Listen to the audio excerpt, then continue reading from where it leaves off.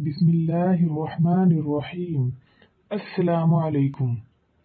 حضرت ابو سعید خدری رضی اللہ تعالیٰ عنہ سے روایت ہے کہ وہ رسول اللہ صلی اللہ علیہ وآلہ وسلم کی خدمت میں حاضر ہوئے اور عرض کیا کہ مجھے بتائیے کہ قیامت کے دن جس کے متعلق فرمایا گیا ہے کہ اس دن لوگ کھڑے ہوں گے رب العالمین کے حضور میں، تو اس دن کس کو کھڑے رہنے کی طاقت اور قدرت ہوگی، اور کون اس پورے دن کھڑا رہ سکے گا؟ جس کے متعلق قرآن و حدیث سے معلوم ہوتا ہے کہ وہ دن 50,000 سال کے برابر ہوگا۔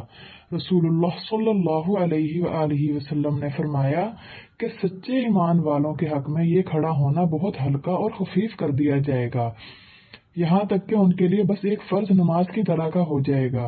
رسول اللہ صلی اللہ علیہ وآلہ وسلم نے اس حدیث میں حضرت ابو سعید خدری رضی اللہ تعالیٰ عنہ کو جو جواب دیا، اس کا اشارہ قرآن پاک میں بھی موجود ہے۔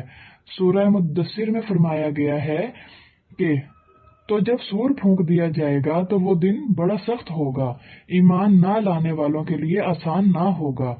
اس سے معلوم ہوتا ہے کہ یہ سخت اور بھاری دن ایمان والوں کے حق میں سخت اور بھاری نہ ہوگا، بلکہ آسان اور ہلکا کر دیا جائے گا۔